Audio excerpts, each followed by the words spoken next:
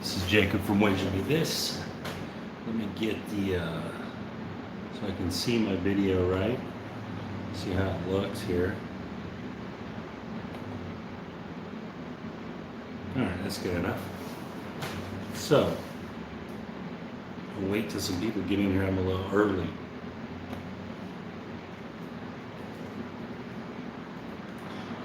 Got some announcements. I want to talk about some of the posts I've put out. This is another football talk show.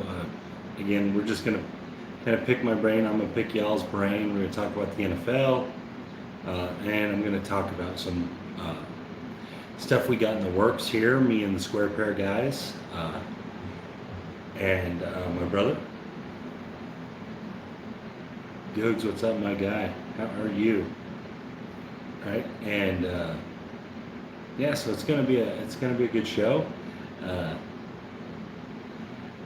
the NFL season is right around the corner. Last preseason game was today, so we have it's like 2 weeks almost. And I mean, we have the Thursday night game, but it's nearly 2 weeks because this year in the NFL, they're putting there's a week between the start of the the end of the preseason and the start of the regular season, which is crazy. That's new. There's a lot of new stuff in the NFL this year, so a lot of things that they're going to be different. Like the future bets. Future bets are tricky this year because there's a whole extra game, and some teams have an extra road game, and some teams have an extra home game.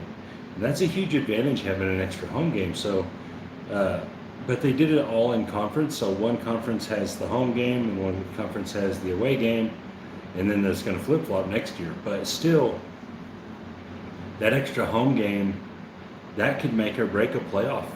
I mean, that could be, just because you got that game at home, it could matter. It could be a huge deal. That's one of the things I put out today about home field advantage. And again, you guys never cease to impress me. You guys, I didn't put the best home field advantage in the NFL on there as one of the polls, and people in the comments jumped all over it. They knew. So we're going to talk about that too. I did it on purpose, so just curious if anyone, just curious how knowledgeable the vast majority of you guys really are in the NFL, and it seems to be that you guys really know your stuff, and I love that. I love that stuff. Same way with the craps. I love how good you guys are at craps. It really helps me out a lot. So, anyways, it's not quite 9:30 yet. I'm going to wait till 9:30 because that's what I said on the post. And but we're definitely going to be talking about some of the posts I've made, the MVP and just different posts, and I'm just kind of curious to get you guys' thoughts and stuff on that.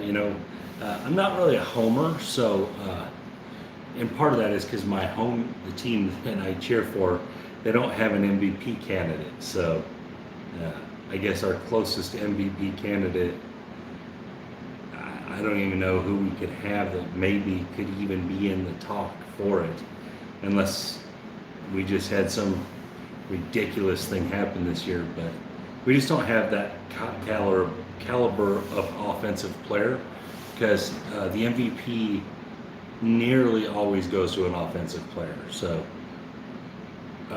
it's going to be a quarterback or a running back, and really there's probably only one, maybe two running backs that would even be in the conversation. So it's going to go to a quarterback. It almost always does. So I mean, which makes sense because quarterback's the most important position in sports.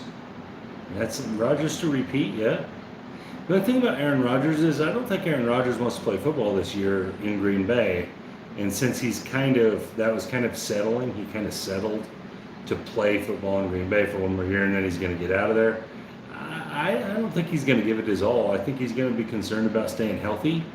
I actually think we're going to see kind of a curmudgeon-y performance by Rodgers.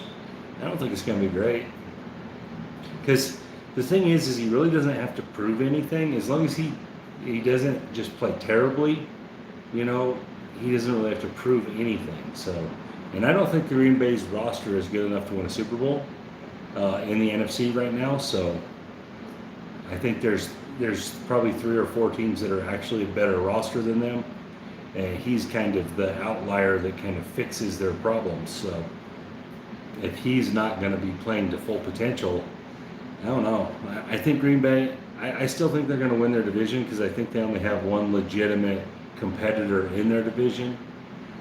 But I bet they're a first round knockout in the playoffs. I mean, and again, the guys, this is before the regular season even starts. So all this stuff I'm saying here, at week 4, it could all change. I mean, I don't know. It's hard to see the future in the NFL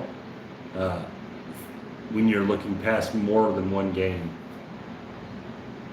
But anyway, so 3 minutes, and I'm going to get into stuff we're talking about, and hopefully we get a good chunk of people in here, because there's some serious things I need to talk about, and it's good stuff happening. So we'll see how people react to some of the stuff I'm going to say. Drinking out of one of my son's dinosaur cups because I like the size of them. So when I drink tea, I feel like they're like the right size to drink tea out of.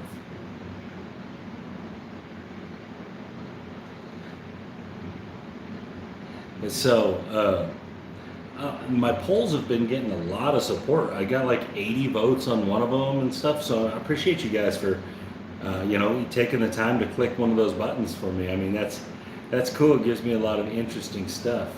Hello, Mr. ATS Landscaping and Property Maintenance. My buddy.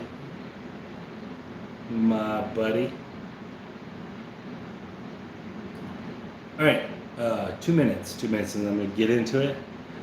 I'm going to talk about everything that's going on with this podcast sports show that we got, and we're going to be doing this weekly, and I'm going to talk about the polls I've put up. We're just going to discuss some NFL stuff, maybe talk about some week 1 stuff if people are interested in doing that. I think week 1 is one of the juiciest week 1s I've ever seen. There was one back in the LaDainian Tomlinson San Diego era. There was a week 1 that I had 15 out of 16 games right. Can't remember what year that was. But it was the perfect week 1, and it was when he was there, because that was one of my big picks. They were like an 11-point favorite in a game or something, and I picked them and they covered it. And anyways, that was a long time ago, but that was like, okay, so in the NFL, so we're at 9:29, so it's close enough. So one of the things when you're betting in the NFL, you want 2 things, right? You either want to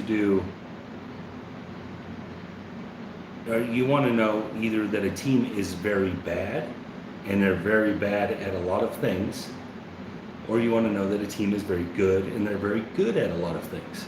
And this is a very basic line to bet in the NFL. So when you have a good team versus a bad team, or a bad team versus a good team, either way you want to look at it, you're going into it from the perspective that you don't always have to be betting for somebody. You can be betting against somebody. And so I think most NFL bettors and most sports bettors, they bet for something, as opposed to looking at it, you're betting against something. And believe it or not, when you look at it where you're betting against a team or against a situation, it's actually far more consistent than betting for something to happen. And again, it's the same in craps, right? Betting with the 7, betting against a number is far more consistent than betting with the number. So it's very similar in a lot of ways. But anyways, so I'm just going to jump right into it, guys. So I'm going to start out by saying none of my craps content ever, I've promised this from day 1, all my crap shows, none of my craps content ever will be for sale. None, 0.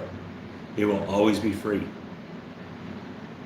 Now, my football content, and I said this last year, so for the people that were with me last year, I told everybody that I was going to leave my computer model up there for 1 year, give people a chance to get it for free for 1 year.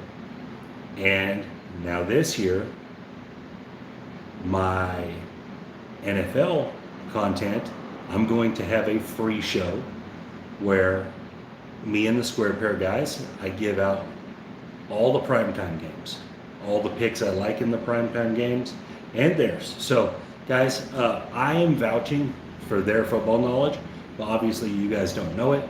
Anyone that was with me last year knows my football knowledge, knows how I look at things. But to get the whole week, it's going to be $5, and there is going to be multiple ways to pay for it.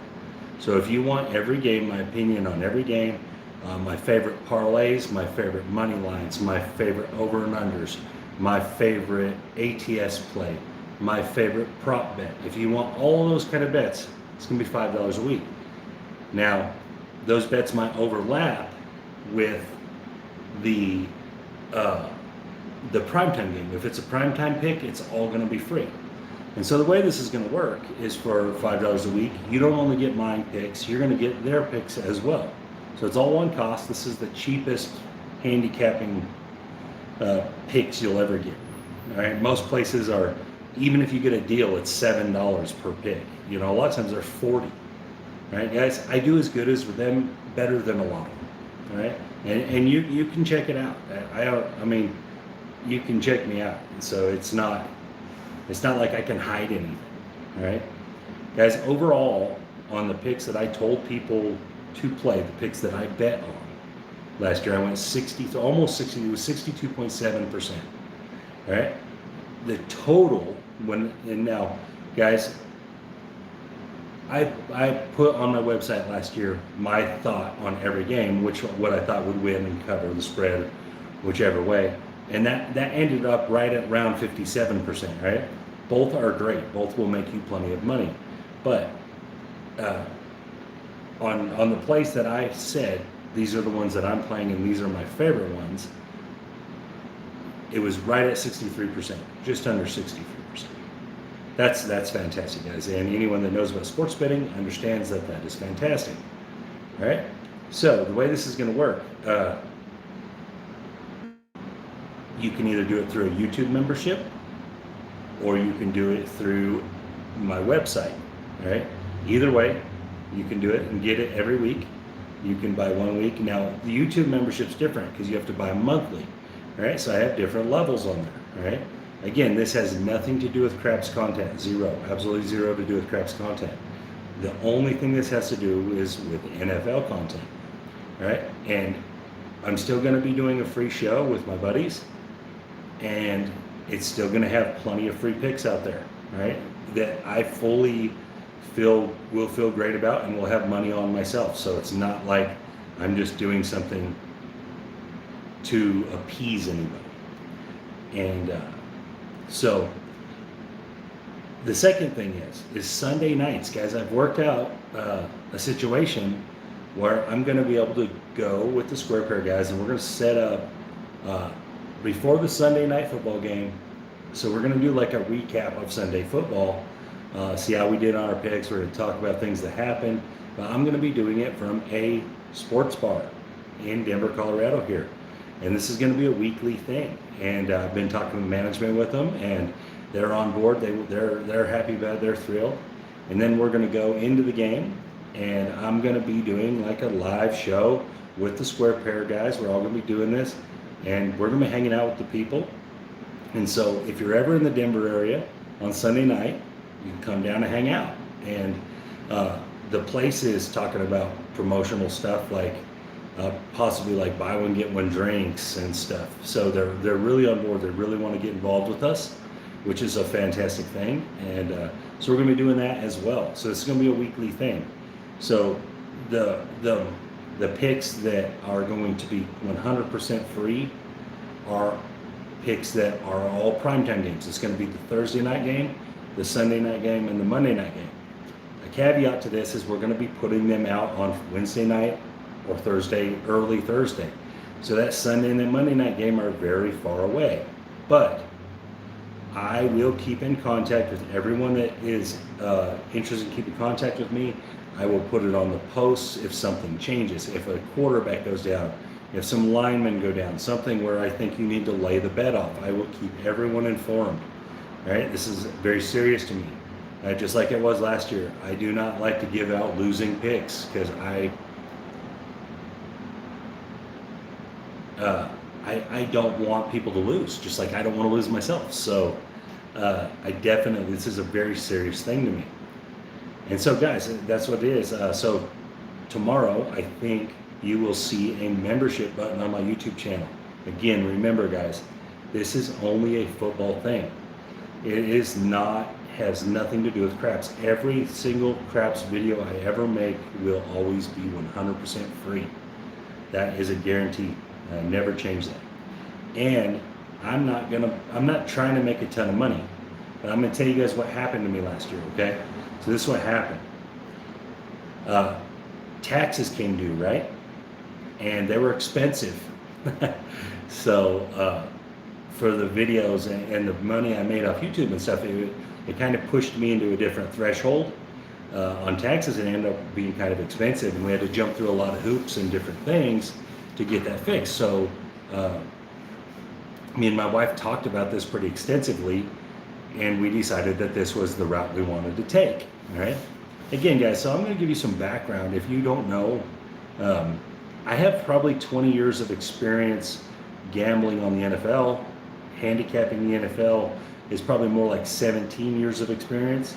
As I've been a bookie, I've created my own spreads to where I created them, put them out for people to bet on, and booked the bets. So, guys, I'm not talking from just a casual fan bettor standpoint, right? I put my money where my mouth is, and this year we're going to be showing the tickets. We're going to be showing the tickets. So the tickets we're going to show are all going to be through DraftKings. Guys, I do have tickets that I'm going to be directly handling with the casinos here, because the one thing about DraftKings is you still have to go through a payout process and all that. Here I just go to the desk and they're going to give me my money. So I definitely, it's going to be DraftKings money and other money. So we're definitely going to have separation for me, so I can get more money on games that I want to get on games and not have to worry about going through paying DraftKings to get my money out. It's only going to be $5 a week, and $5 a week will get you everything. And that is my picks and the both Square Pair guys' picks. And again, guys, I don't expect you guys to trust the Square Pair guys. You don't have any idea how they pick, but I trust them, and I think you guys will by the end of the year. Now, I'm not going to guarantee they're going to get in the 60% range, but I guarantee you they're going to have angles on things. One of the guys, he prefers to bet all money lines, so he's going to have some good angles on money lines for you guys. One of the guys, he's really good at understanding like player performance, so he's going to have some angles on that. And obviously you guys know where I'm at. I'm a big over and under guy, and you know I like teasers. I'm a big teaser guy. I think the teaser is the ultimate equalizer. It's the ultimate equalizer in NFL betting, not necessarily college betting, but NFL, because the NFL is such a tightly grouped league. You know, the separation between the best team and the worst team in the NFL is only about 21 points. So you get, like last year, when the Chiefs played the Jets, which you could have considered the best and the worst at the time, it was only a 21-point spread. Where in college, if Alabama plays Southwestern State for women with blind kids, it's going to be 65 points. And so the NFL, so the teaser is so much more valuable in the NFL. Okay, so this is for sure week like I'm going to give out every game what I think, but I'm going to give out my favorite plays as well. So you're going to know every game by what I think. You're going to know by my computer model. And another thing, guys, I'm not taking my computer model down. I decided I'm not going to do that. So if you want to download it off the website, it's still going to be there to download. I changed my mind on that, because if you want to put the time in on the computer model just like I do, hey, more power to you. Go for it. And so it's going to be my favorite parlay, my favorite against the spread play, my favorite money line play, my favorite prop play. Uh, basically every type of bet that you can think that the NFL, because I know people like to bet different ways. Like I found that out last year. There's people that really just like to only bet props, and I've never been a huge prop guy. Well, I got into it last year. And I got to where I really liked the props. I really thought they were an excellent side money maker, I'll call it. I've bet props plenty of times in my life, but I never really got into them where I liked them to the point. But I found last year that I could pick out spots where players were going to throw interceptions, and I approved this a bunch, right? Like guys that don't normally throw them, like it's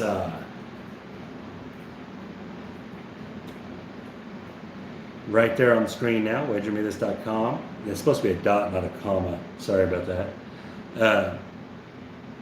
But guys, like I had Aaron Rodgers throwing a pick one game. I had Russell Wilson throwing a pick in a certain game. And you were getting plus money on these. And I figured out the easy ways to pick them. Like the interceptions was really easy to me. And Googs could attest to this. I think it was Googs. When Cam Newton played Baltimore, right? My brother's going to be he's actually watching these fights tonight. He's going to be getting involved. I got him figuring out exactly what he wants to come up with and show people how to bet it. And he's going to be involved too. I can't guarantee that he'll be involved every week because obviously UFC is more sporadic it's not as consistent as football. And there may not, there's not 16 games every week and those kind of things with it. But when he has good picks, they're going to be on there. It's all the same price. It's still going to be the $5. Everything is going to be bundled in. Now, on YouTube, you can go about a different way. You can pay $3 for one pick a week, whatever pick you want. You can pay $10 for 10 of them per week, or you can just pay the whole 20 for the month. I think I said that right. It's going to be on there tomorrow, so you guys are going to be able to see. Again, that has nothing to do with my craps content. So if that's an issue, trust me, the craps content will never be charged. How about a season price? So I thought about that. I have no idea. The way YouTube charges is monthly. Yeah, I looked in there if you could do a yearly one. I couldn't figure it out, so I don't think they do. And now I guess if you came through the website, I can put a season price through the website. And so, I mean, a season price, there's all those weeks plus the playoffs. If I was doing $5 a week, I would probably say a season price is pretty cheap. That's why I said, okay, so my favorites, the ones that I told people to play specifically that I was on, they were almost 63%. And then just the ones that I did every bit of it, every game, that came out right just above 57%. So, and guys, I have years of logbooks on this, just like I have tons of craps logbooks. So, but anyways, that's the big announcement. The other half of the big announcement, guys, is it's huge. I've done better than that, believe it or not. I had one year that got into the 70s, and so it was kind of tricky. But so Rams and Dodgers fan, I'm going to give you a caveat here. So I did baseball for half a year, right? I did baseball about up to the All-Star break, and these guys can attest to it. And I was doing great in baseball, and the system I was using, it started kind of faltering, and then I moved right in the middle of it. I moved, but at one point I think in that one I was, and I don't normally do baseball. I've just been trying to get into it.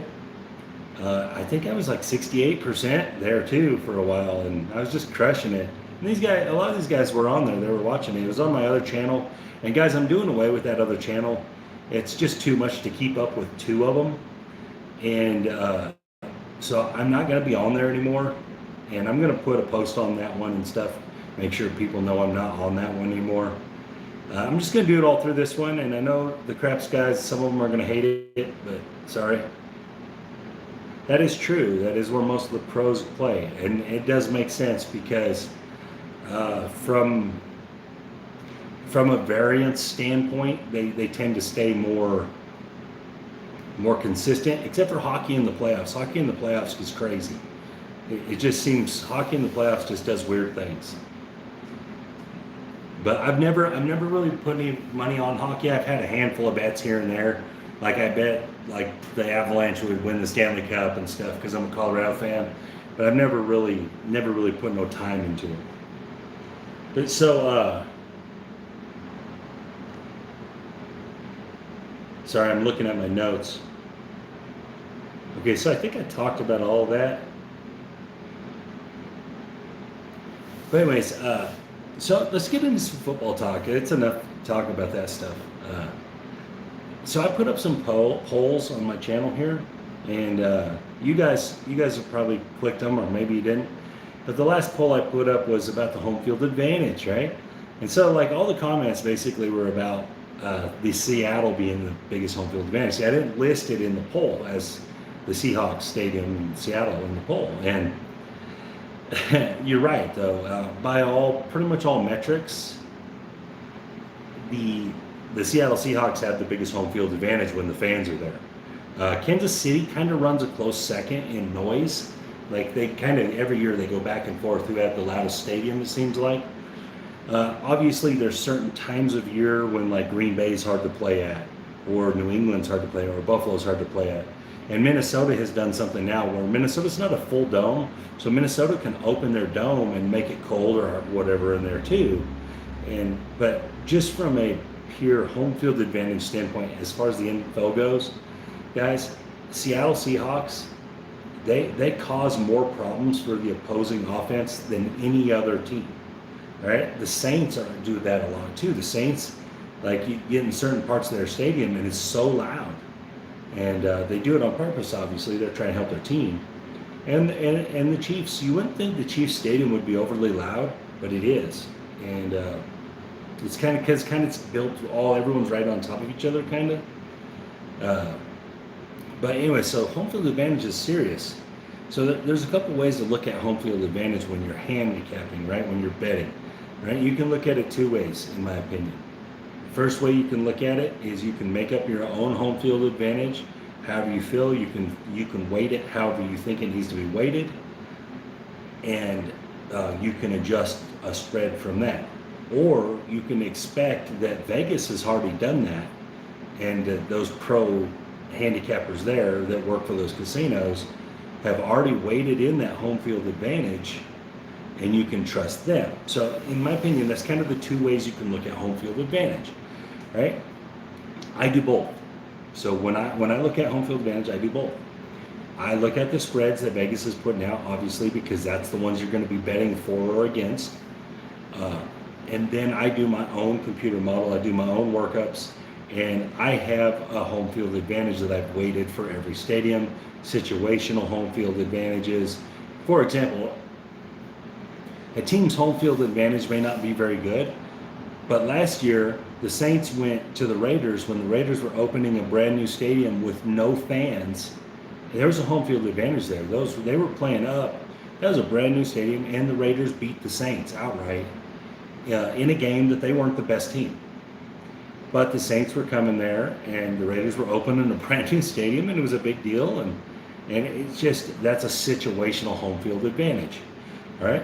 Here's another situational home field advantage that happens. All right.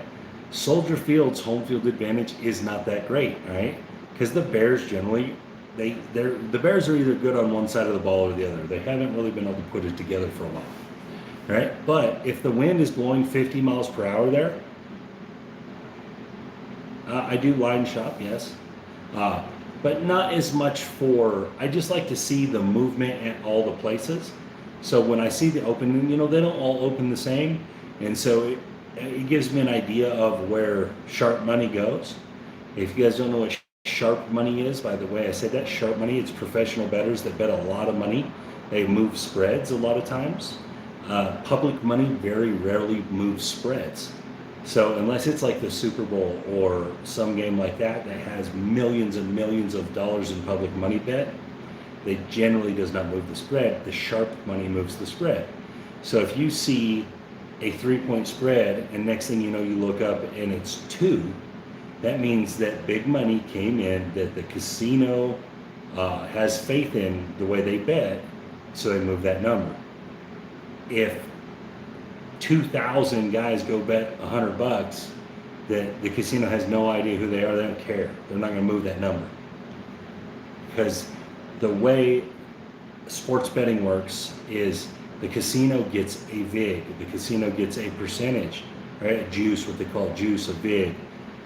And what happens is the casino wants even money on both sides of the bet. They want $100 on each side of the bet, and then they're going to take that 10% out of that loser money. So they're going to use the loser money to pay the winner money, and then they're going to take their little piece off of it. What casinos don't like is when all the money's on one side, or when games tie. They don't make nothing off tying. So they don't want that. That's why you see a lot of half points, because they don't want the game to tie. They want even money. That way the loser can pay the winner and they can take their piece. Guys, casinos are not in the business of gambling. Casinos are in the business of collecting. All right? They do not gamble. They collect. They put a lot of time and effort and money into getting these things right, these spreads and these different lines that they put out there. They put a lot of time and effort in getting the right people to get these things as close as they can. That way they can get that even money on those bets. And so that's why they put a lot of sucker. Guys, I know people talk about sucker bets on craps and stuff, but there is a ton of sucker bets in sports betting, okay? So anytime you're parlaying more than one game with one other game, if you're going to 3 and 4 and 5 and 6, they put those odds out there, guys. Those are sucker bets, right? Now, is it cool when you win them? Sure, it is, because you're going to get that huge odds boost, right? You're going to get that big multiplier. But you're going to win them so few times. It's just not a good bet to bet big parlays. And by big parlays, what I mean is lots of different games in it, lots of different plays in your parlay. So guys, the parlay kind of works like this. It's pretty simple, right? A 2-game parlay, generally if you're playing two against the spread picks, right? You're going to get roughly 2.5 to 3 to 1 on it, right? You can win 2 games, right? It's not hard to win 2 games. It's pretty consistent if you know what you're doing. You can win 2 picks, whether it's picks, it doesn't have to be games, but 2 picks, right? And when you get to that 3rd level, you're going to get a much better boost. You're going to get probably about 6 to 1. Right? Maybe 7 to 1, right? But it is at minimum a third harder to win that, right? Now you go up to the 4 pick, right? You're gonna get 10 or 11 to 1 most of the time. That sounds great, right? You can bet $100, you win 1,000. Problem is guys, 4 picks, they hit at about 14%, right? About 14% of the time, a good bettor, a good handicapper, the guy that really knows what he's doing, can win a 4 pick, right? A 5 pick, most of the time 5 picks, you're going to start getting into that 20 to 1 era, 17 to 20 to 1. But guys, it's so hard to hit a 5 pick that you're just giving your money away, right? You can break that 5 pick up into 2 picks or 3 2 picks and mix that 5th game in there. And then you only have to win 2 of them. So you only have to win 4 games then. So again, guys, there's a lot of sucker bets in sports betting. Okay, DraftKings does it all the time. If you look at DraftKings, right? So one of the promotional sucker bets they got. Yes, I will do that. I'll make when you guys buy this from me, you're not only going to get an email directly from me that identifies in text in writing everything that I picked plus a breakdown of why I like it. And then you're also going to have me on video breaking it down. So it's going to be a two-part thing. As well, it's not just me, it's going to be the Square Pair guys. It's going to be a video with them. And then I'm going to be sending out the email with, that way you can look at it and you can say, okay, he said do this, he said do this, he said do this.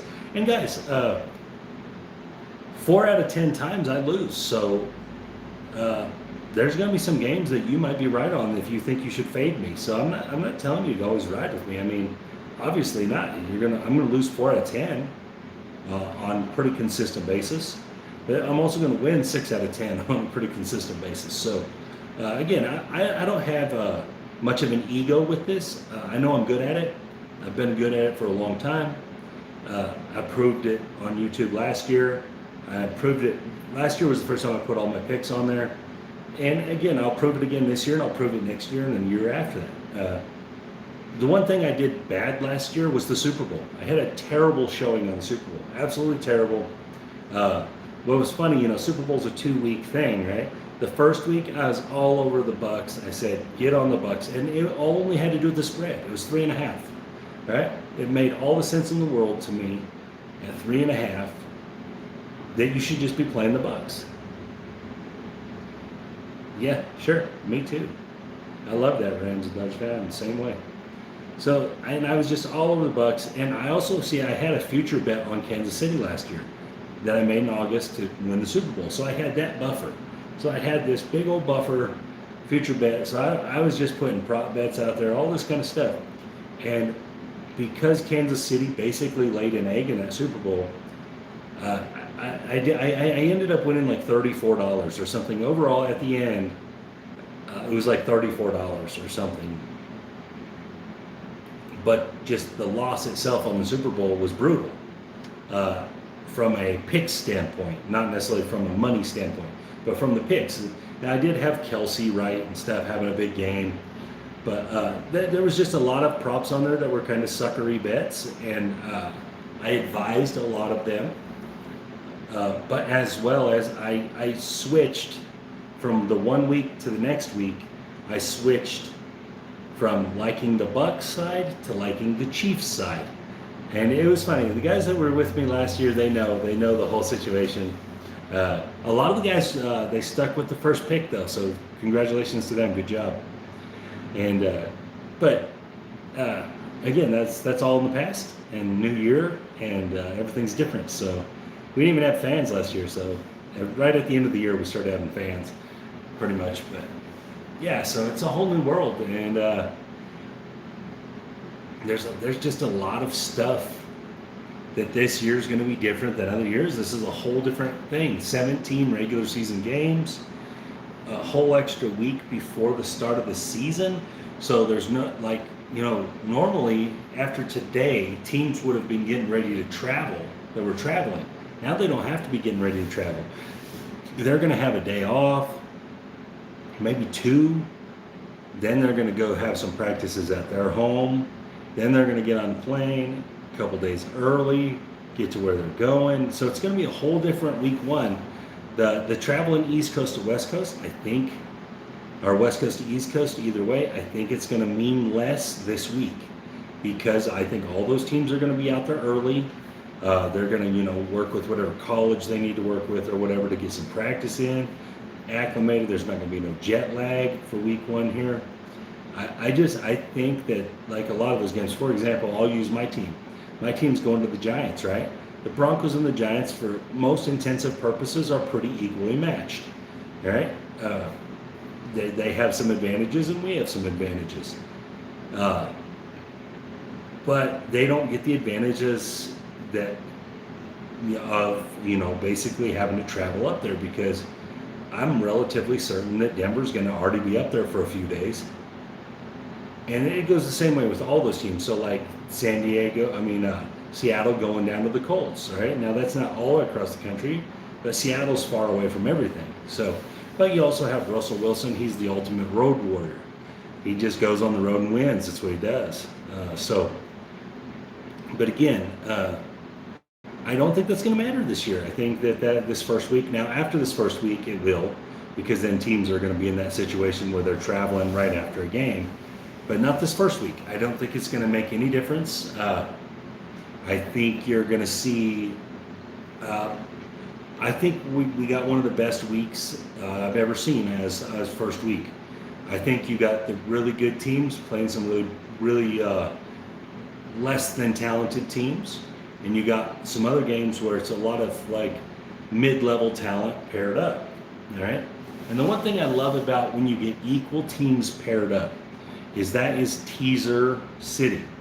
Right? If you get teams that are very equal, that's when you jump on getting those extra points, because that's the advantage. That's the huge advantage, right? When you have a 7-point spread, it's not nowhere near as effective. All right? You already know that team is quite a bit better than the other team, right? So you're taking that odds hit, you're taking that payout hit, when most likely they're going to cover that number. I mean, guys, when teams are 6.5 and 7-point favorites, they cover those, all right? It's those 2.5 to 3.5, that range where it's kind of coin flippy, right? And that's where you jump on those, you take those points and tease those points up, and now you're getting a big advantage, all right, on a game that was already pretty close. So as long as it sticks to what the talent says it should, you're going to win a lot of those games. And I'll get into the teasers more as we do our next videos and stuff. And I'll talk about Wong teasers, and I'm going to type that out so you guys know what I'm talking about. A guy who goes, last name's Wong, wrote a book and stuff about teasers, and called Wong teasers. And you guys can look it up. It's a thing, and it's what a lot of professionals use. It's very effective, and what it basically means is you tease through the football numbers, and by football numbers I mean the 3s, the 7s, the 10s, the 9s. You tease through them. So for a teaser to be effective, you really need to be teasing through 2 numbers. Right? If you're not teasing through 2 numbers, it's probably not a great teaser. You probably should just bet ATS or a money line of some kind, right? But if you're teasing through 2 of the football numbers, whichever way it's up or down, then you're probably making a pretty good teaser bet, all right? And this book talks about it. If you haven't read this or you don't know about this, you can look it up. It's all over the internet. Yes, you're absolutely right. And so again, guys, this is the stuff I'm just putting out small bits of my knowledge so you guys know that I'm not just up here talking to you. I'm not up here just making stuff up. I have an extensive knowledge of this. All right, guys. So when I tell you that, hey, let's jump on this game, but let's tease it, there's a reason behind that.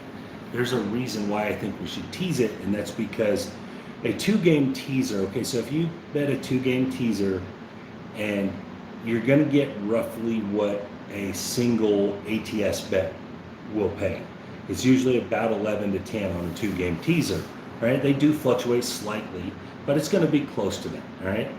That's not a bad play. You're gaining a 6-point advantage, whichever way you choose to gain it, and you're still getting, so you are having to win 2 plays, but you're gaining a 6-point advantage on each, right?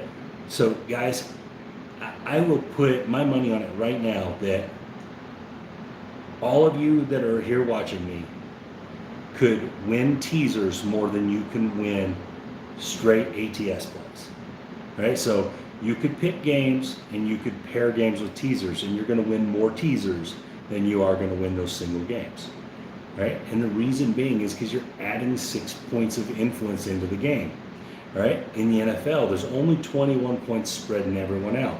So if you take 6 of it away, right, you're starting to get down to that 15 level. Even the best and the worst, it's still, you're changing it a lot, where if it's 2 close teams, you're adding that 6 points or taking that 6 points away.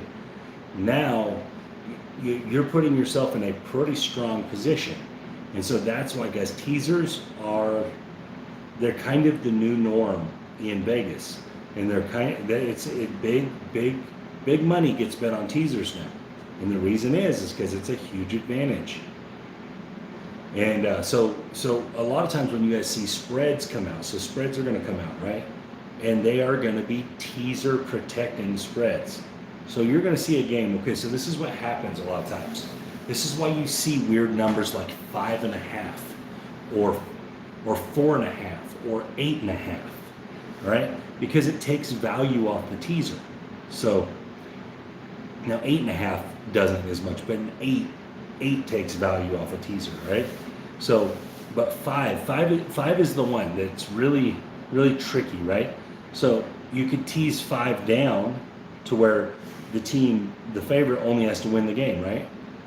Right? But Vegas, that team might only grade out to a 3-point favorite, but Vegas has them at 5 because they know if they put it at 3, they're going to get a ton of teasers from Joe Blow that makes a big mistake and teases them from -3 to +3, and they're going to win a lot of those bets, but that's a bad play, right? That's a very a Joe Public play, I'll call it, right? The 5.5 is trickier because if you tease up to 11.5, that does get you through some key numbers, right? But if Vegas took that down from 7, so if they graded out at a 7, a team that should win by 7 can easily win by 10, right? It happens all the time, right? That's how 7-point spreads get covered, is usually 10-point games, 9-point games, stuff like that. So you got to really pay attention to where these spreads are at and why they have them there, right? So the teasers that work the best, in my personal experience, are teasers where you're teasing from 6.5 down. So you tease the favorite from 6.5 down to just win the game, right? You are already basically a touchdown favorite. That team should be a lot better than the other team, and you're getting it at a pick 'em essentially. Or when you get for example, an 8.5, well, you take the underdog and you tease them up to 14.5. Now you have 2.5. You have 2 touchdowns and a hook. So in most cases, that team has to lose by 17 points, because it's just the way the NFL point structure works, is that most of the time it falls on 3s, 4s, and 7s on how teams win or lose. So it's just the nature of the 3-point field goal and the 7-point touchdown. Right now, if there's weird stuff that happens, extra points get missed, safeties happen, different things, them numbers do get moved around. But most of the time, it stays on those numbers as far as the way the games get decided. And so when you're looking at teasers, you need to be looking at those things, all right? So 3.5 is another one I love. If you see 3.5, all right, 2.5 isn't as good because it only gets you to 8.5. But 3.5 gets you to 9.5. All right, 9.5, that means that the other team has to win by 10, right? They were only a 3.5-point favorite. Now they got to win by 10, all right? It's unlikely. So I'm just giving a quick overview on why teasers are so effective and why you should be playing them. And again, I'll have my favorite teasers every week. Again, you're going to have to, they're not going to be free this year unless they're on the primetime game, if it's a primetime teaser stuff. And we'll probably do primetime teasers every week, what we like. It won't necessarily be my favorite pick, but it'll definitely be ones we like. For sure, that will be completely free. Like I said, all the primetime picks we make, whether it's a prop bet, whether it's a first half point total, whether it's a quarterly point total, whether it's an interception, whether it's over and under, whatever it is, every primetime pick will be free. So no matter how many there is, as well as the games and the over-unders for what I think, what my partners think, Square Pair guys. So again, remember, so you will have plenty of winners in just those primetime games, if that's how you want to do it. But if you want the rest of everything that my knowledge is going to be producing, it's going to be a little bit of money. It's $5. I mean, $5 a week is nothing, right? $5 a week is nothing. uh, to gain essentially 20 years of football knowledge in sports betting. So for $5 a month, it's not a huge deal. But again, so let's jump into some NFL talk. You guys got any questions or anything on any NFL stuff? Any of the polls I put up? Because some of the stuff that I put up, like I was kind of surprised that one of the polls where I put on the Bills and the Steelers game that less people liked that 6.5 points with the Steelers. Like it was like the lowest one. Man, people are starry-eyed on these Bills. I think these Bill lovers they're going to come back down to earth a little bit here at the beginning of the season. Don't get me wrong, I do think the Bills are heading in the right direction. I love Josh Allen. I think he's great. I love Stephon Diggs. But guys, you know, they struggled lots of times last year now. They got lucky in quite a few games, in the Rams games especially. They did hammer the Rams for the first 3 quarters, but the Rams came storming back, and Josh Allen kind of escaped there. Got some penalties at the end of that game to save him. In the second half of the season, what I think most people are putting a lot of the emphasis on the Bills picks this year and this Bills love is Stephon Diggs had this ridiculous run where he had like 150 yards every game for like 6 games or something, and they beat the Steelers, but the Steelers were dismantled by injuries by that point. What's funny to me is the Steelers got their players back now. Remember, the Steelers were 11-0 before they got hurt, before a bunch of those guys went out. They were 11-0. They were leading. They were the top dog in the NFL, and then the defense got beat up really bad, and they lost some games. And I think some of the Steelers' kind of negative stuff is that really fluky game against the Browns there in the playoffs, where there was that ridiculous first quarter and stuff. But guys, the Steelers players didn't get worse. They're not. You know, I just that one kind of surprised me that less of the sports bettors were willing to be on the Buffalo side of that, giving up that touchdown. And I know it's in Buffalo, and I get that, but I think that first game advantage, where the travel and stuff, even though Pittsburgh and Buffalo aren't very far away, but I don't know how much traveling there is there now. My buddy Jake from Square Prayer, he doesn't make a good argument that, you know, the Bills Mafia, the Bills Mafia, they didn't get to be fans last year essentially in the stadium, and they're going to be raucous. I'm sure they are, and it's going to be a salty environment. But it's not like they're coming up with a young team. They got a veteran team, you know, on defense especially, and I think the Steelers match up really well with them, and with 6.5 points, man, that's too many for me. I honestly think that game should be way closer to a pick'em, and it's 6.5. So that's a pretty easy lean for where people think I'm going to go there. I like that Steelers side. So, and again, guys, this is a week and a half before we're going to get like the real spreads for that game. I mean, you can bet that game now, obviously, with these spreads, but we're going to see money coming in on that game, especially that Cleveland-Kansas City game.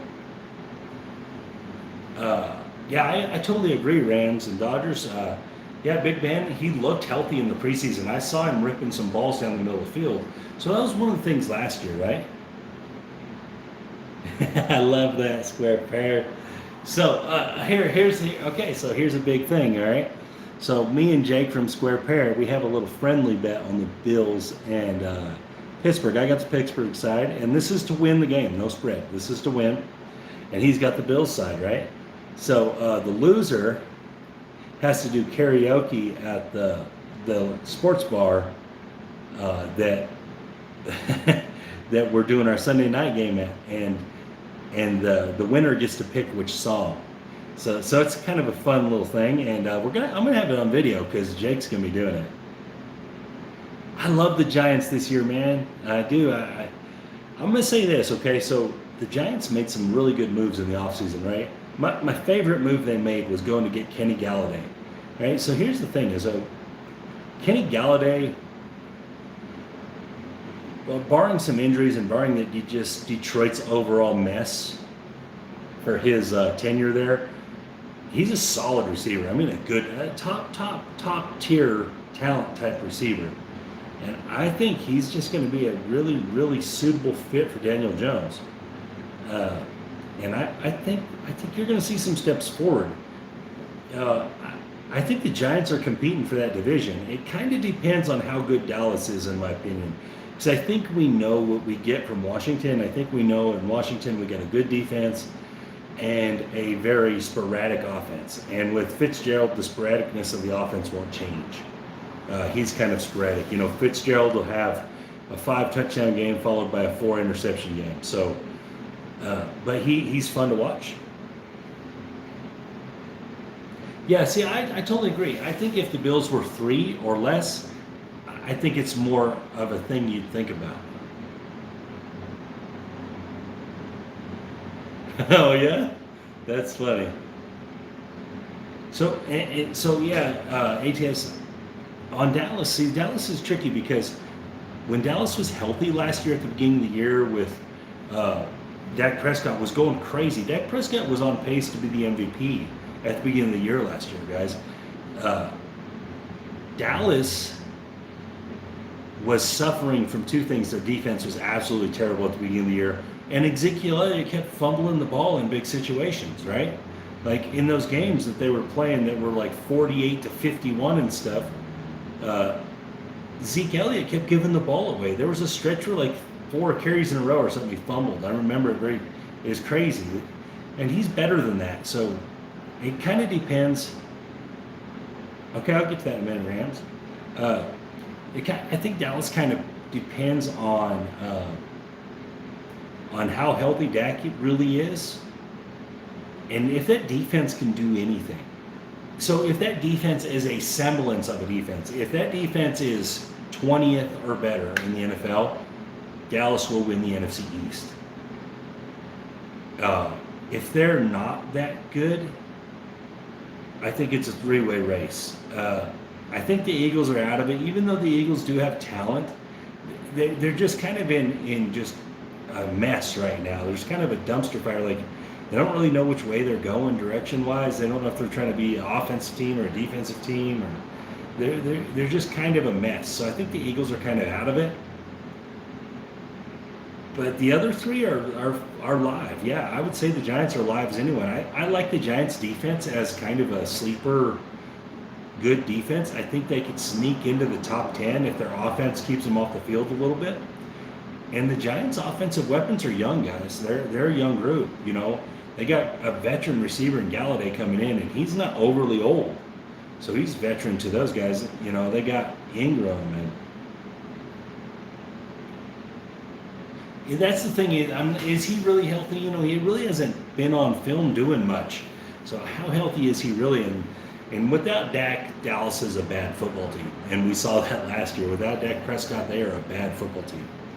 So that their whole season rides on him, I would say. But if they are, Dallas's offense is loaded. They got 3 number 1 receivers. They got 3 legit number 1s that could be number 1s other places. Even Gallup in another place. If Gallup's in Jacksonville, he's the number 1 target. If Gallup is in Houston, he's the number 1 target. If Gallup is in Detroit, he's the number 1 target. If he's in the Jets, he's the number 1 target. If he's at Carolina, he's competing for the number 1 target. Yeah, that's right. But so, as a Super Bowl, guys, I think we went through this, maybe. I think we went through this in the video, but man, until Kansas City is dethroned as the AFC champ, I don't see anyone more talented than them. And when you got the best player at quarterback, I think Kansas City goes again, which will be 3 in a row, which is pretty amazing. I just don't think the other teams have caught up quite yet. And when they get in the playoffs and guys, this is pre any game, so people could get hurt and stuff. But right now, and then I think the Rams are getting there. I think the Rams were closer than people thought last year.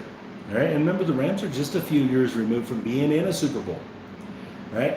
They got a real gunslinger now. They got a guy, and they got a solid offensive team, as well as they had the best defense in the league last year. And now they did lose a couple pieces off of it, but they still have the best corner and they have the best D lineman. So I mean, I just think it's the Rams and the Chiefs, and I don't know who wins. I feel like the Rams are. This is what I think the Rams are. Okay, so this is what I see the Rams as. If you guys remember the Dilfer Ravens team, right? The Dilfer Ravens team, where Trent Dilfer was a veteran quarterback. He'd never done a whole lot. He'd been solid, but the Ravens were loaded. I love the Rams coach. I think he's great. Sean McVay, sure, yeah, he's awesome. But so I look at the Rams this year as kind of like the Ravens from, that was like 2000, I guess, where their defense is loaded. They got some of the best players in the world on defense, and their offense is sufficient. And that's kind of what happened with those Ravens teams. Is you got to remember,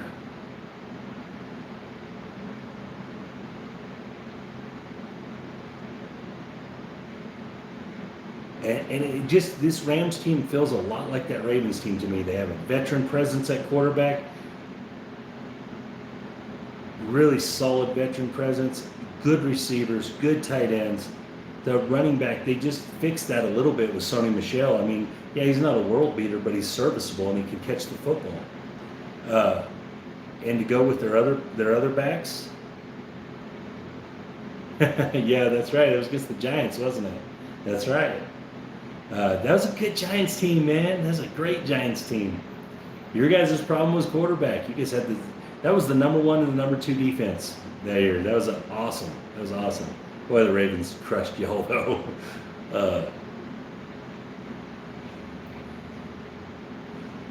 But yeah, they have that feel to me. These Rams have that feel of those Ravens, where the defense is just that good. And the offense only has to not turn the ball over. And I know everyone's going to say Matthew Stafford turned the ball over all the time in Detroit. But it was Detroit. He wasn't throwing it to Cooper Kupp, and he wasn't throwing it to the tight end Higbee, and he wasn't throwing it to Robert Woods. And he didn't have that good offensive line, and he didn't have a coach that's going to put him in good positions. When Matthew Stafford had weapons, he was in the playoffs now. Remember that. When he was loaded with weapons, he was a playoff team. Now, he didn't win no playoff games, but they were a playoff team in Detroit. Now he's got a loaded team, and all he has to do is play football. He doesn't have to do everything anymore. He has a defense. If they're winning by 7, he can run the ball 3 times and go sit on the bench and watch Aaron Donald wreck games. I mean, he's never had this. There was a couple years he had a okay defense with Ndamukong Suh and that kind of stuff, but he never had nothing like he sees here. The Rams are going to good. And I actually think they win the division. I don't think Seattle is more talented than them. You do have the Russell Wilson factor, obviously, but and I don't think Arizona's ready. San Francisco, they got all those players back on defense, so they could be a force. But I think San Francisco has a quarterback problem. Hey, there's my guy, Vital Sign. Rigged, scripted, and fixed. That's right. That's my guy right there. I'm glad to see you back, Vital. I love having both sides of the conversation, so I love it that you're here, man. But San Francisco's kind of my outlier. They're kind of tricky, right? They're kind of the sleeper almost. The problem is, man, Mostert's hurt.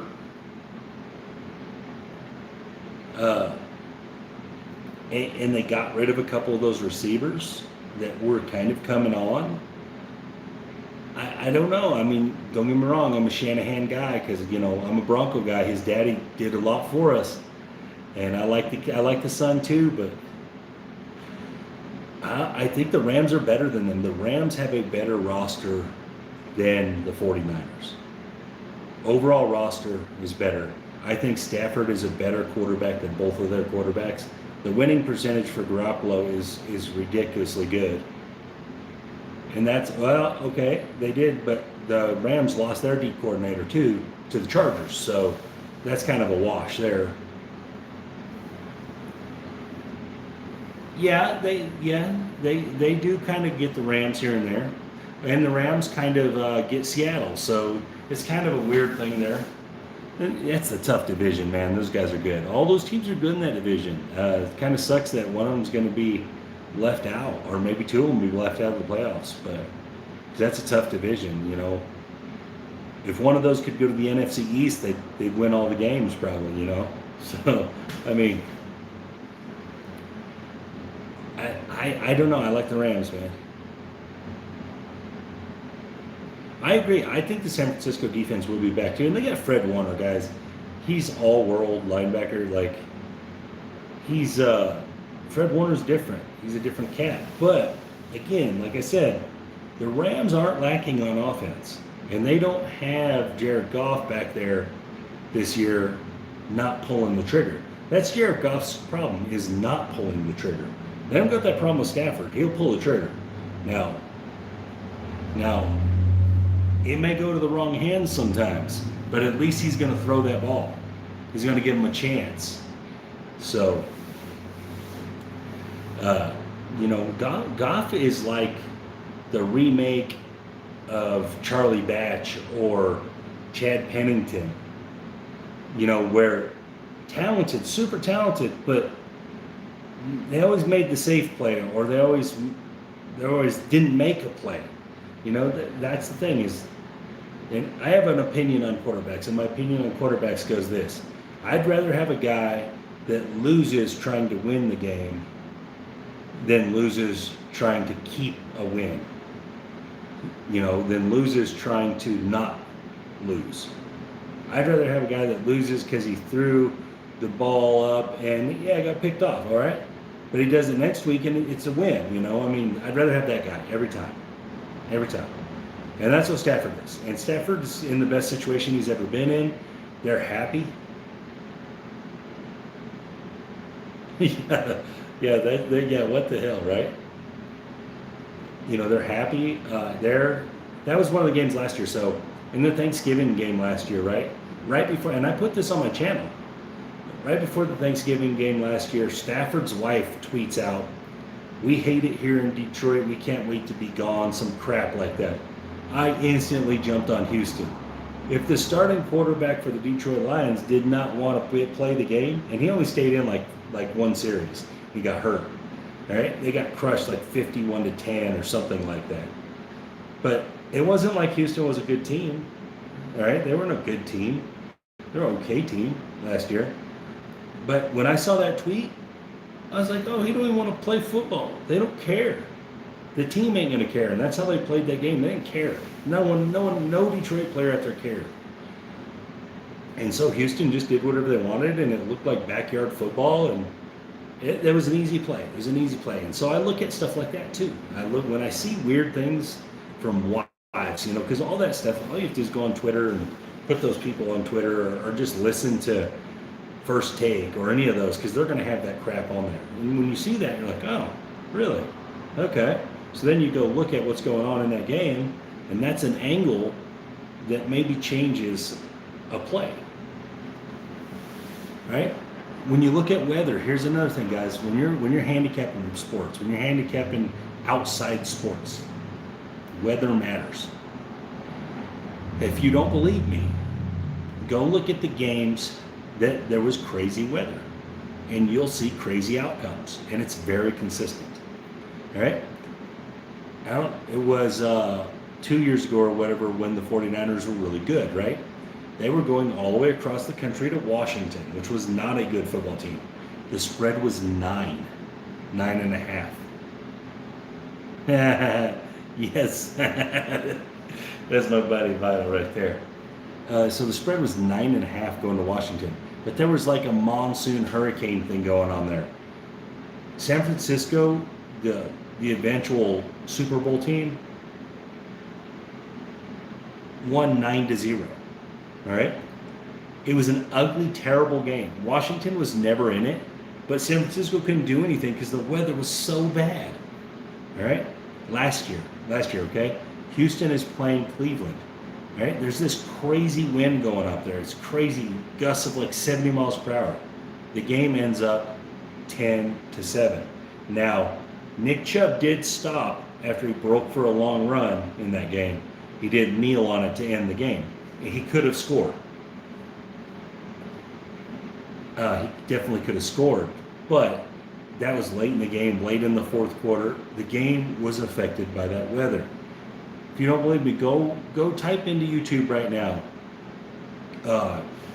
Field goals get blown into stands by wind in Chicago. Right? When it gets crazy up there with wind, the kicking game doesn't work. Right? Throwing the football, there's no deep balls because the wind pushes it around. So guys, pay attention to weather. Right? Pay attention to the weather. If it is 90 in Miami and Minnesota goes to Miami, Miami has an advantage. All right, they're used to it being 90 and 70% humidity. Minnesota is not. So they get down there, and I know those guys, they all live in Miami in the off season and stuff, but when they're playing football, that stuff matters. And you can look at it. You can go back, you can look at year after year after year, weird weather games have weird outcomes. So pay attention to that stuff. All right, I'm going to pay attention to it. So it'll be in my picks. But I'm just giving you guys heads up on how you should go about being a better sports bettor. Right? If you're going to put money on sports, you should do the research. That's how sports bettors win, is they do the research. Right? They put the time and effort into finding the correct angle, and those angles pay off at a certain percentage, and that's how it works. Right? And it is literally that simple. Right? You have to put the effort into it, but it's there. Right? There's a reason why home underdogs do so well. All right? They're at home, first of all, and then you're going to give them points. All right? So teams come on the road. It's hard to go on the road in the NFL. You play every week in the NFL. Right? So you go beat each other up for 60 minutes in the NFL. And then you come home, you jump in some ice baths, you get your swelling down, you maybe get Monday off. Maybe not. Then you go back to work and you start into game planning. You start into, working drills and everything. But then on Thursday, now you're starting to get ready to leave. All right. Different. You're putting in special plays, trick plays. Friday, a lot of times teams, they take a little bit of family time, rest on Friday a little bit. Saturday, you're traveling. Sunday, you're playing. I mean, the NFL is a brutal run of weeks, and that's why the teams generally that are the best are the teams that get injured the least. And this happens very consistently. All right? Teams that are super talented, if they get injuries, they lose because the talent goes with the injury. All right? San Francisco is a great example. Their defense got crazy dismantled. They were terrible, right? They couldn't hardly, they were middle of the pack at best. Pittsburgh's 11-0 last year. Defense goes just down with injury. Boom, boom, boom, boom. They can't win no more. They can't beat the other teams because the defense was built around those players. So guys, when star players, when top end players get hurt, teams change their mentalities. Teams change their identities. All right? Good teams go to bad. Right? It doesn't mean that team, those players are bad. It means they're hurt. It means they can't play. And so, guys, all that stuff matters when you're betting sports. All that stuff is, you got to put all that stuff into the bowl, mix it up, and get your answer out of it. All right? Simple. It's simple once you figure out the process. All right? But figuring out the process and trusting your process, trusting what you see. All right? If your computer model, like my computer model, tells me, hey, you need to fade Kansas City this week, and I'm looking at it going, man, that doesn't seem right. But then you go back and you look the last 3 games, they didn't cover the spread, and they've been playing more conservative football, and they've been running at a higher percentage than normal. Yeah, that hurt the Chiefs.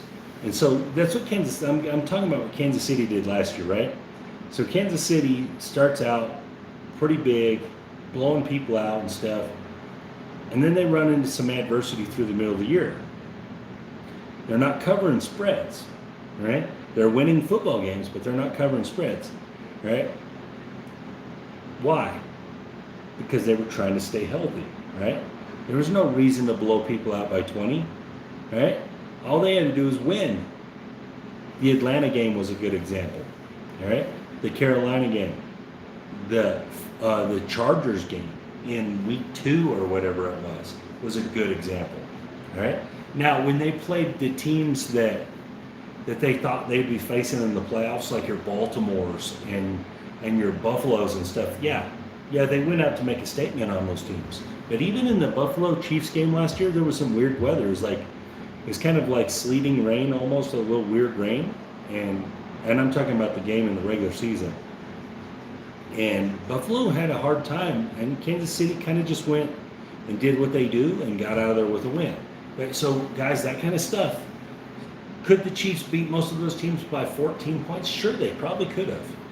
They probably could have put that kind of game plan in, went high flying, tried to score a lot, but they didn't. They wanted to control the game, and they ran the ball more. And so these are things you got to look at, all right? So here's another thing. I'm talking about last year's stuff. Pittsburgh couldn't run the football last year, right? They were covering up the fact they couldn't run the football because they were winning football games with defense. All right? Ben Roethlisberger was doing just enough on offense. They were winning with defense, but they couldn't run the football. So they installed that little short passing game, kind of like an air raid system, because Roethlisberger's shoulder and his elbow was still not fully healed. He couldn't drive the ball down the middle of the field. And they couldn't run the football. So that was their next best option, and that's what they used. And it was effective for 11-0. But, I mean, it ended up how it ended up. Do I think teams care about the spreads? That's a weird question. Because do I think players bet on games? Yes. I do think players bet on games. Do I think coaches and coaching staffs bet on football games? Yes, I do. So I would say yes, they care about the spreads, but I don't think not in the way you're asking the question. I think the way you're asking the question is like, do they look at the game and go, damn, people think that we're going to lose by 7 as motivation, or the other way around, oh, hey, look, they think we're great. They think we're going to win by 13. Yeah, probably owners bet too. I mean, I'm sure they do. They're billionaires. I'm sure they bet. And so,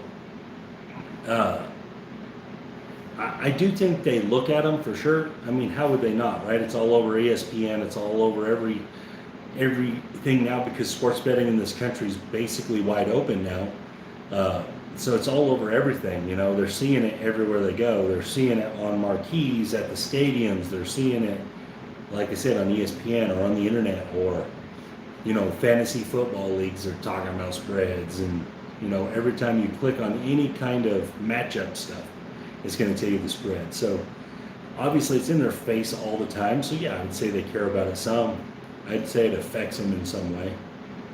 But if you're the underdog, I would say it probably gives them motivation, because people are thinking, experts, so to speak, experts are saying that they're this much worse than the other team. So, but as the favorite, I don't know. Could it ego thing? Yeah, maybe a little ego problems there. I don't know, but I would say yes, they do. They do at least look at them.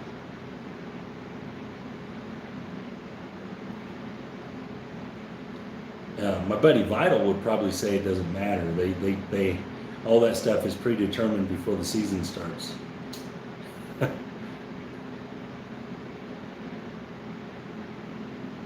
But I mean, those guys are playing for money, and it's incentive-based contracts.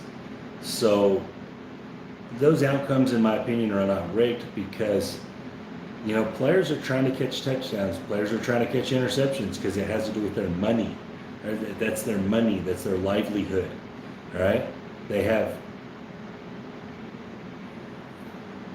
Sure. Yeah. Absolutely. Game plans are a big deal. So one of the things that I love the Tennessee Titans for. Okay, so Tennessee Titans are one of my favorite teams to gamble on because the Tennessee Titans are, at least last year, were really good at going over. I mean, they were just really good at going over. You don't have to guess what game plan they have in mind, really. You can look at it. So you can look at, in the last few weeks, have they been installing more runs? You can go check all that out. Have they been throwing the ball more? This is all stuff you can look up on different stat websites. When they play a defense in the top 10, do they throw the football more or do they run the football more? So you can get a good idea of what they're probably going to do.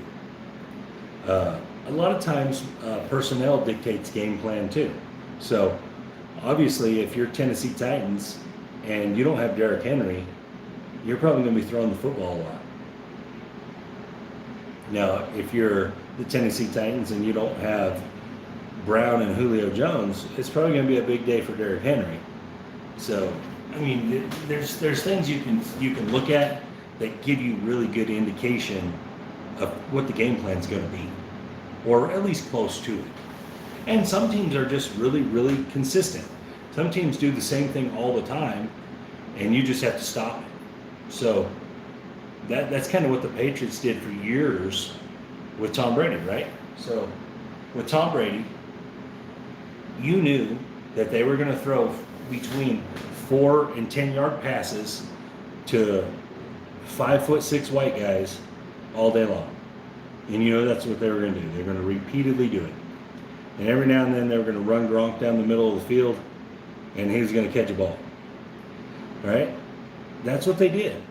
And they did it over and over and over and played good defense behind it and played spectacular special teams. One of the things that the Patriots, that dynasty, doesn't get as much credit as they should for is the special teams that they fielded every year would change games, right? They block punts, they create fumbles, they block field goals. They did all kinds of things that helped out that offense. And that special team just never got enough credit. I mean, it was a serious part of what they did.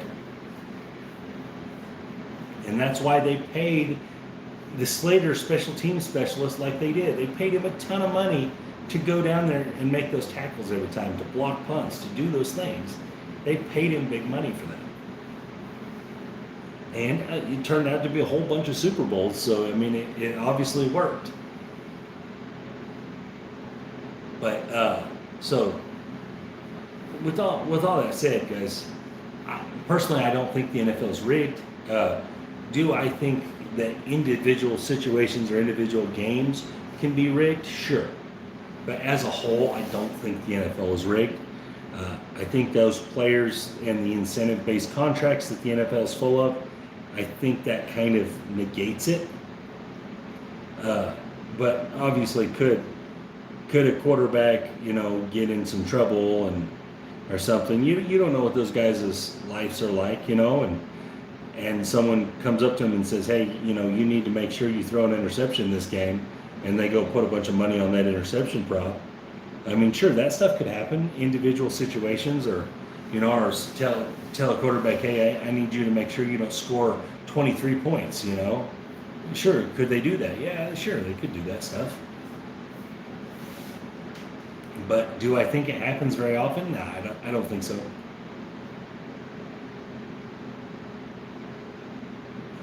If there's any rigged moments that I ever can just think that I had that feeling like, and that felt rigged.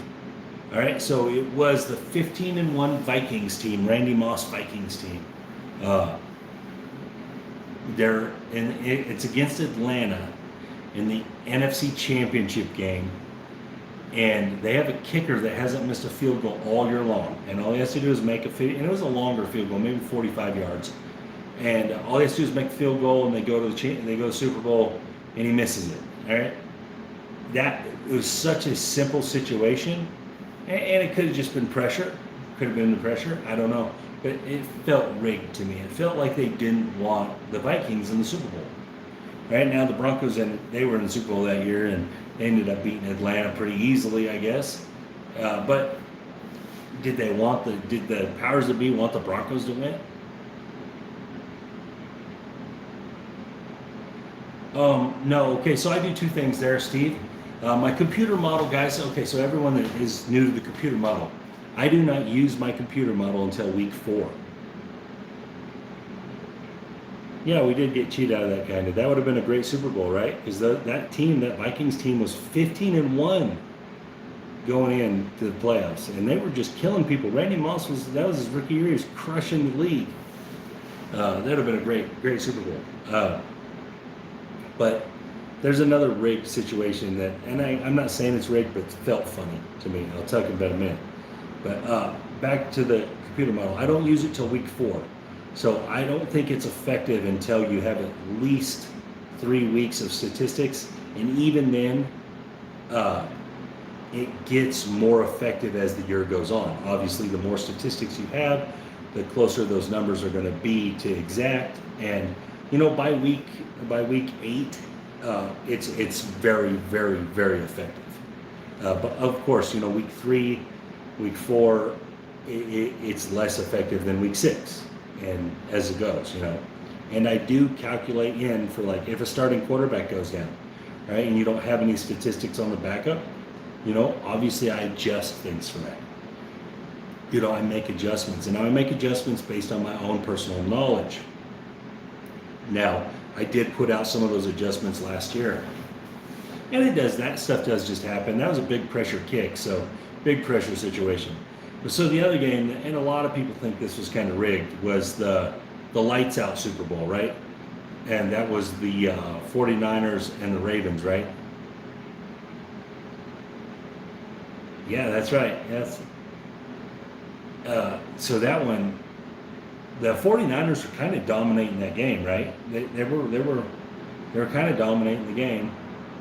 The lights go out, and the script kind of flips.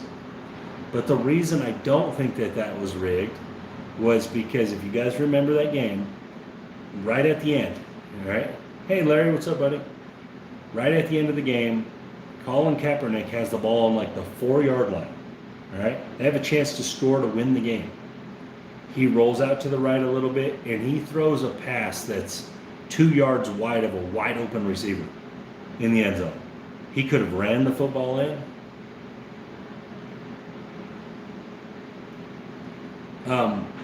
Okay, so I'll get to that here in a second, Steve. He could have ran that football. He could have thrown it in. He could have hit that receiver in the chest. So even though the lights went out and it kind of changed the way the game was going, the 49ers still had a chance at the end, right? That was the two brothers Super Bowl, the coaches, the Harbaughs. They played each other.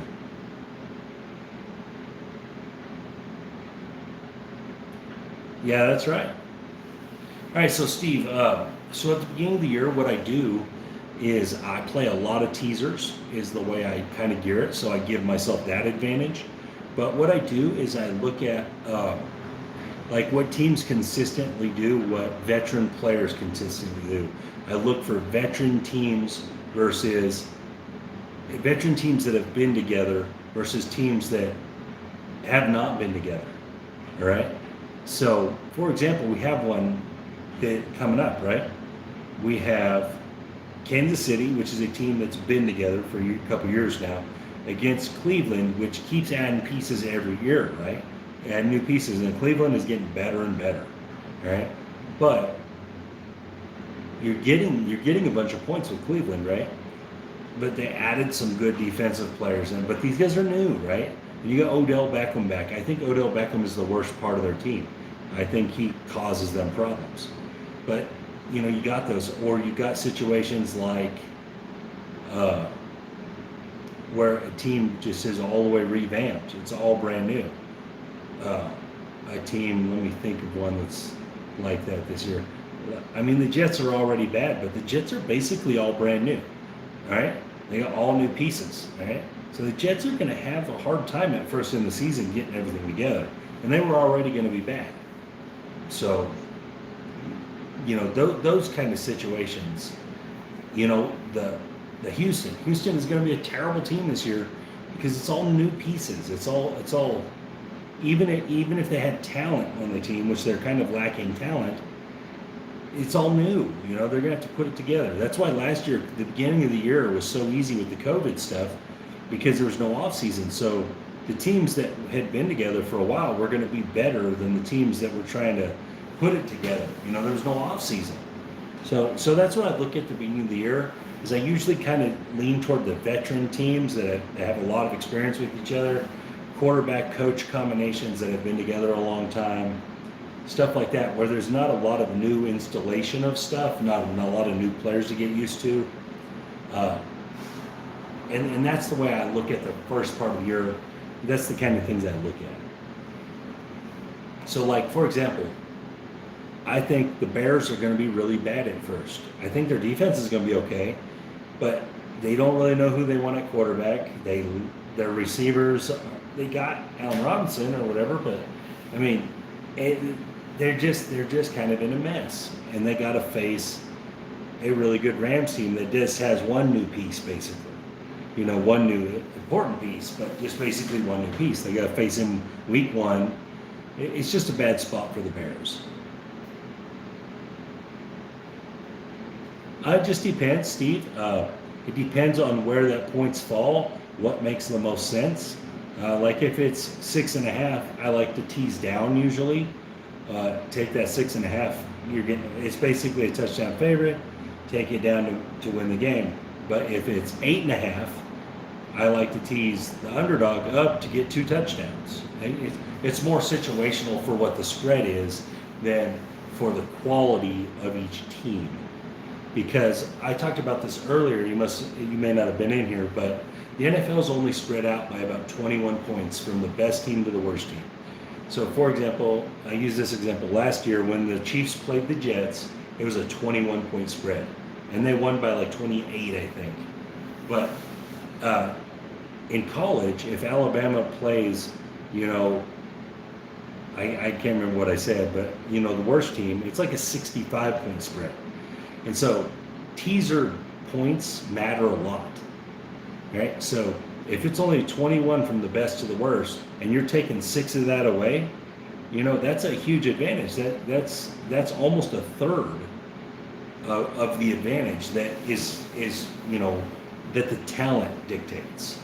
So, I mean, it's a pretty tight league. You would think 21 points is a lot, but that's not. Most of the teams fall in that middle where they're only separated by 1 or 2 points in talent by the dictation of talent. So, for example, let's take 2 middle-of-the-pack teams. Right? So you got the Dolphins. Let's say the Dolphins and the Broncos, right? Both middle-of-the-pack teams. Right? That spread is never going to be bigger than 3, probably. It's going to stay right there in that really tight range, right? So if you're going to tease that game, you always tease the underdog, right? You don't tease through the 3, through the 0 to the other 3. You tease the underdog and get 9 is how you play that. If you go from -3 to +3, it was already basically a coin flip. You can lose that game pretty easily. If you tease to 9, most likely those teams are never going to spread out more than 9 in the game. So when you're using teasers, which is what I like to do, I look at that stuff. Like, how tight are these 2 teams? If they are, I like teasing the underdog. If you're getting a lot of value out of those points on the underdog.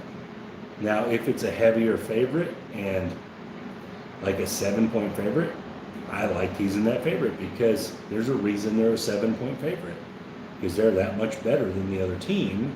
So it goes to say that they're probably going to win the football game.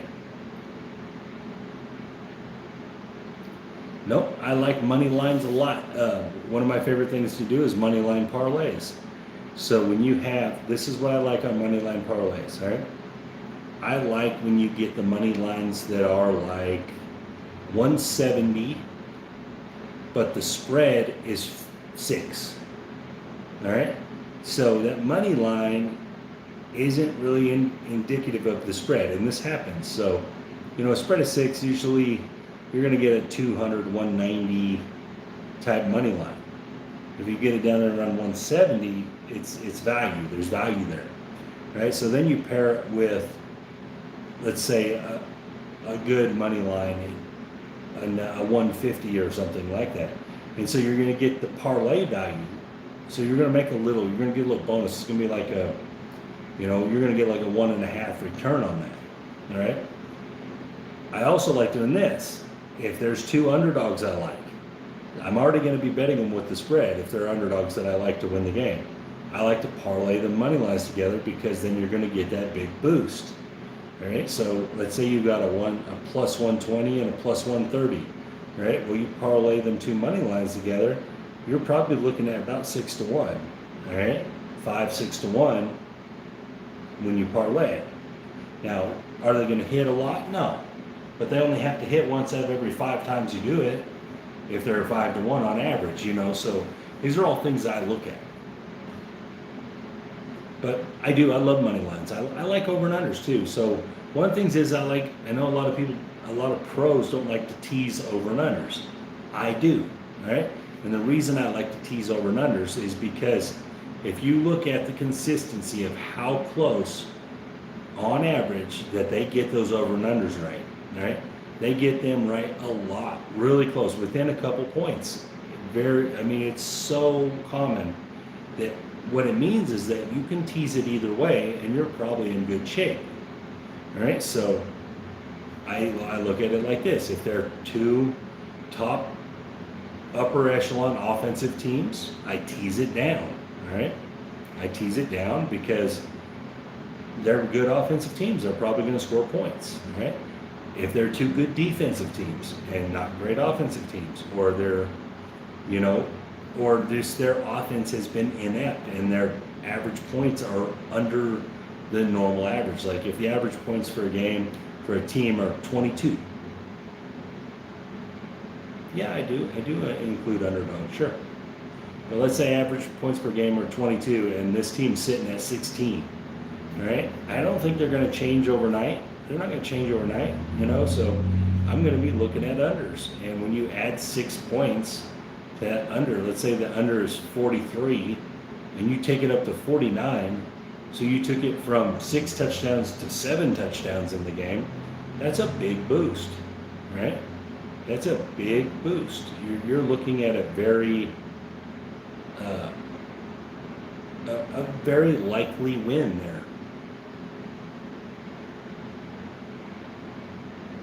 And so that's why I love teasing over and unders. I think that it's one of the most underrated sports plays, teasing the line on the over and under, because just they're so good at getting it right. So really, a lot of times it doesn't matter which way you go, that it's going to fall within 1 or 2 points of it, so the teaser's going to win either way. My buddy Todd Harrington, we did this last year. We showed how many times it lands in that 12-point middle. So it's a 12-point middle. So if you tease it either way, there's 12 points you're changing it, right? So let's say the average over and under last year, I think, was like 48. It was high, right? Let's say it's 48. So if you teased it, you can tease it down to 42 and take the over, or you can tease it up to 54 and take the under. That's 42 to 54. You have a 12-point spread in there, right? So that means that no matter what would have happened, if it stays between 42 and 54, you couldn't have lost, no matter which way you teased it. And so, again, that's why I like it. That's the value of that. If you're taking out basically all of the 40s in a football game, you're most likely going to win on that over and under play. So if you're taking out from 42 to 52, most of the games land in there. They land in that box. So it really, as long as it doesn't necessarily usually matter. That's right. That's true. A good defense, yep. because they'll get defensive scores. I've definitely seen it. But again, that's one of the things I like to do. I look at that in a different sense than most handicappers. I look at it as you get the consistent average of most of the games in the NFL land in these numbers. And so if you're taking all those numbers and you own them, I call own them. If you own all those numbers, it's hard to lose. So I do a lot of parlayed or a teased paired over and unders. I pair them a lot because you're getting a better group than you get with the spread usually. So like if you tease a spread from 3 to 9, you still only got 9, right? If you tease the over and under, you automatically get 12. It's automatically, you get that 12 range if it's a 6-point teaser, as long as you're, and so you tease it based on some knowledge, you're probably going to hit it.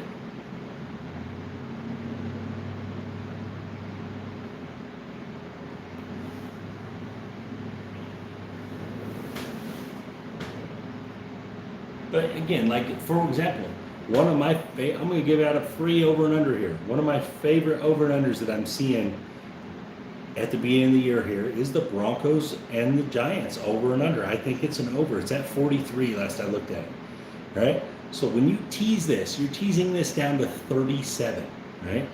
Guys, how do you get to 37? 2017 is 37, right?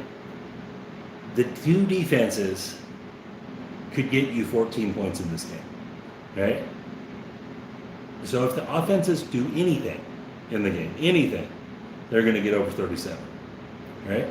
Teasing it the other way to 49, I think has potential to lose, because if the defenses do score, now you're looking at that game starting to creep up into the higher 40s, right? But I love this. I'm going to be betting this just straight too.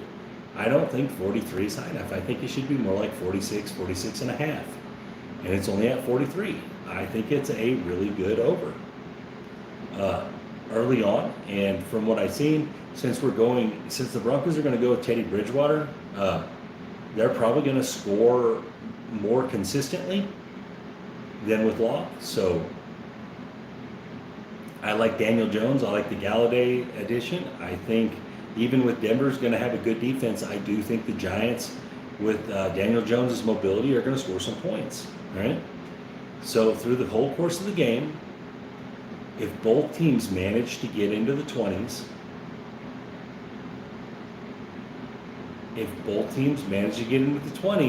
which is very possible. Now, I know the Giants didn't do it a lot last year, right? But this is another year, and they got Galladay. Both teams get into the 20s, this is an over on the teaser. If both teams get into the 20s, it's probably also an over on the line. All right? And that, I love it. So that's a free pick. You guys got that one for free. That's what I like. That's one of my favorite over and unders that I've seen. Now, again, guys, this is 2 weeks before the start of the season. So that could change tomorrow if some players get hurt or whatever. A trade could happen, I don't know. But it could change. But as what I've seen so far, it's one of the ones that are right on my radar. It's one of the ones I really like.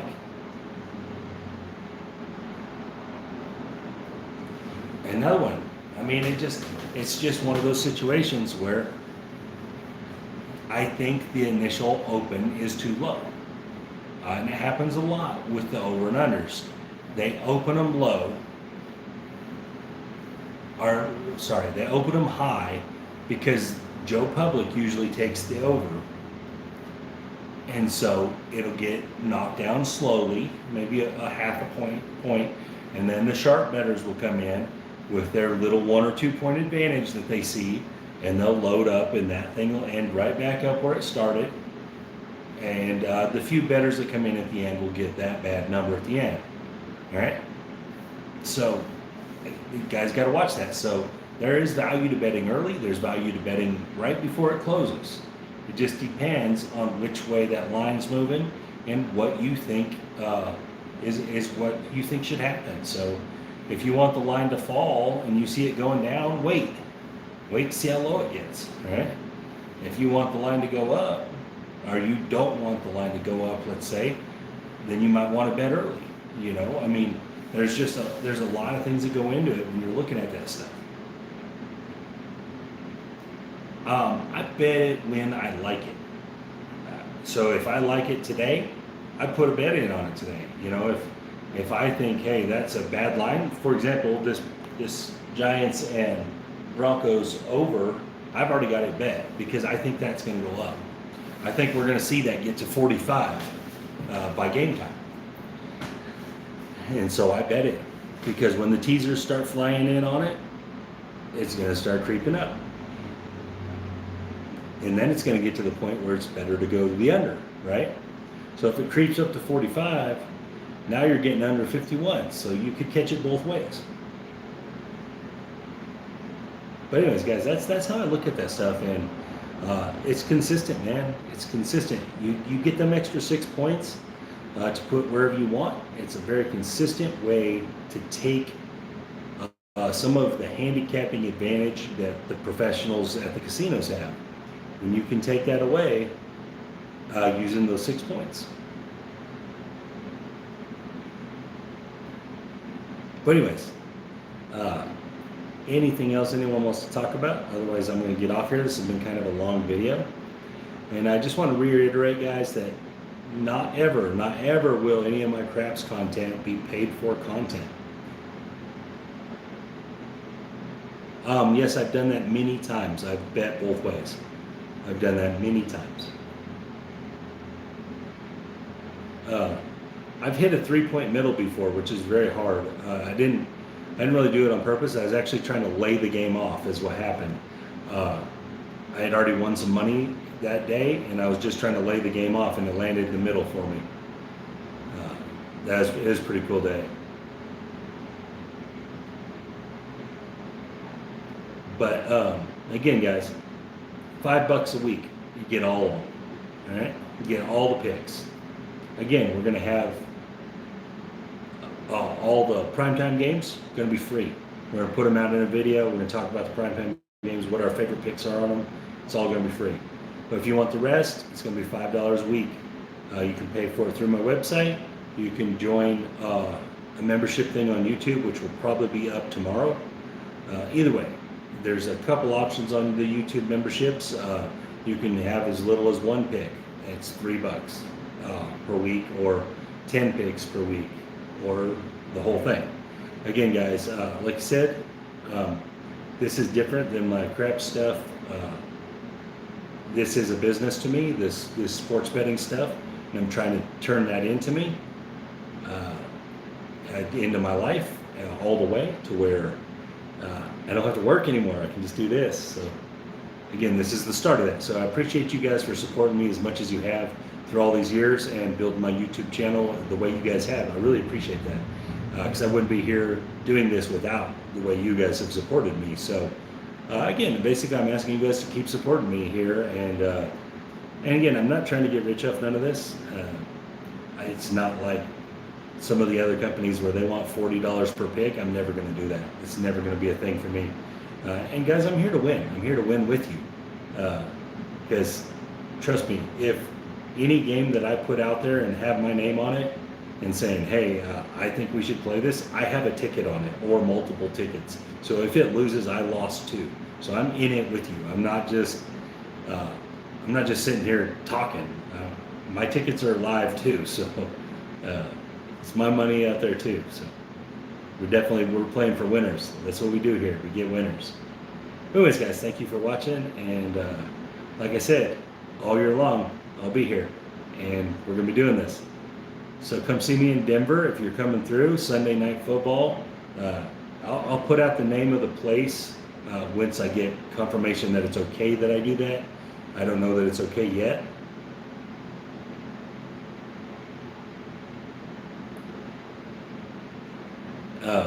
So